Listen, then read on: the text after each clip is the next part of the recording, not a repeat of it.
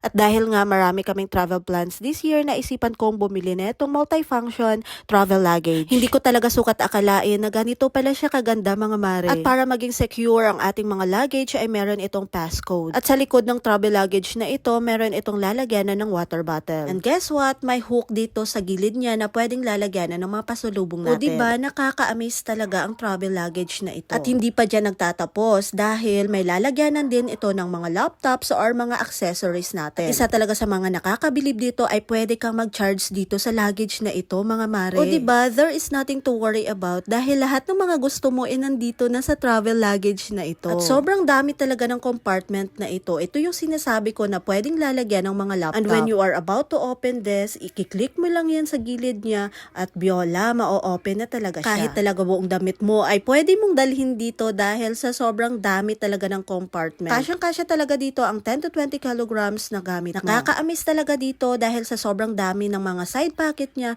hindi mo talaga makakalimutan lahat ng mga gamit mo. O diba, kahit ibalibag pa ito sa airport, talagang hindi ito basta-bastang nasisira. Madali rin itong linisin dahil yung outer appearance niya ay slidey at pwede lang gamitan ng wipes at malilinis na ito. At kung gusto mo rin ito mga mare, ilalagay ko na lang sa comment section ang link kung saan ko nabili ito. Hanggang sa susunod na mini vlog. Bye!